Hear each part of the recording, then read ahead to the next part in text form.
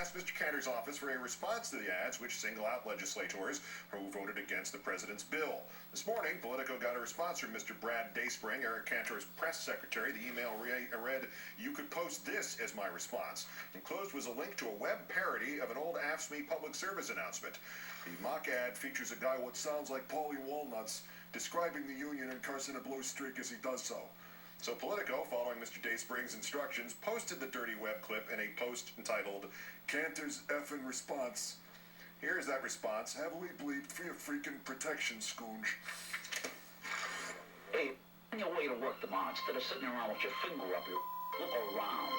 There's a union out there called AFSCME, and they're busting their for you doing a lot of work you take for granted. For example, we pick up your garbage. We got broads out there who'll keep your kids from getting run over by some. We plug up the holes in the road so you don't up your car. We push around a lot of little old ladies from Florida. We're out there zapping rats and roaches and making sure your kids don't drink from the water fountains. We're amalgamated federalization. Hey, I don't know what it means. All I know is we're hard-working, tax-paying people like you, and we don't take from nobody. You got that? AFSCME, the union that works for you. Joining me now, Margaret Carlson, political columnist for Bloomberg News and Washington editor for The Week magazine. Good evening, Margaret. You said the week. You said the week like Paulie Walnuts. I know I did. It was sort of intentional there. You can't get out of character. No, it brings out the Bronx in me. That's where I'm from. So listen, Mr. Dayspring has apologized. He said this was a joke. Congressman Cantor hasn't said anything yet. Do you think he needs to? Well, in general, when the spokesperson takes the fall, that's because the congressman is not going to get close to it. Or maybe he'd give the classic congressional politician's response, which is, if I offended anyone, any of you really overly sensitive people out there, you wussies, I'm sorry. But I doubt that he's even going to do that. He doesn't want it to go probably another day. What happens is with people like Eric Cantor, they don't know that the game has changed a little bit and it's not really funny anymore to working, it's just not funny when people are really losing their jobs and their houses are foreclosed and they don't have any place to go. Then there are things you can't make jokes about. And to that point, the head of AFSCME now, as opposed to the 1970s version that we saw there, said Eric Cantor may think the greatest economic crisis in 70 years is a joke, but we don't. He should talk to people in Virginia who are losing their jobs, health care, and homes. Obviously, he just lost. I don't know that he necessarily had much union support, but he probably added union support to whoever's going to run against him in 2 years. Is there some damage control to this? Well, when Chip Saltzman, the Republican from Tennessee, did something similar. Remember, he thought it was a joke. What a sense of humor these Republicans have. He sent out a video, which he didn't produce, but which he sent out to members of the Republican Party asking for their votes. It was like a gift.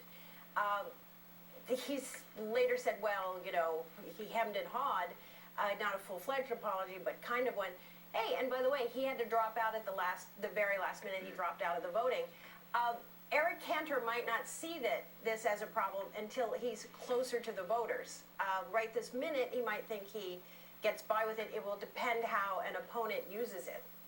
If I remember correctly, that ad was an actual ad, and what we just heard was a retrack, as they say, somebody coming in and doing a new, different, right. more colorful version of the narration. But the Rod Blagojevich version. That's excellent. So that's what, in fact, Rod Blagojevich did before he went into politics.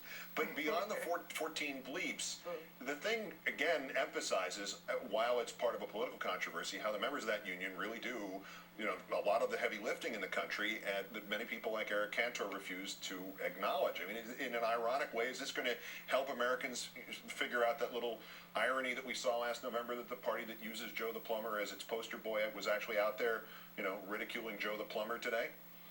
Yeah, well, it can bite you. I watched this today, Keith, when my computer wouldn't play the voice, and I thought, hey, this is really good. This really makes a point. Then I heard the other version, which is more amusing than coarse, although I've only heard it with expletives deleted. You know, you live by the sword, you die by the sword. Joe the plumber turned out not to be who he was put forward to be for purposes of John McCain's campaign, and became an embarrassment. This will, if this gets legs, or if it comes back during Eric Cantor's campaign, it will just be an embarrassment to him. And also, if Mr. Canada ever tries to get any votes out of metropolitan New York area, is a serious doo-doo, we say here. Margaret Carlson of Bloomberg News and The Week, many thanks. Thanks, Keith. Good night. Good night. I got to say scoonge. That's countdown for this, the 2,104th day since the previous president declared mission accomplished in Iraq. I'm Keith Olbermann at the Bronx. Good night and good luck. And now with our special guest, fresh from grilling CEOs for lunch, Congressman Barney Frank, here is Rachel Maddow. Rachel, good evening. Good evening, Keith. Thank you. What does scoonge mean?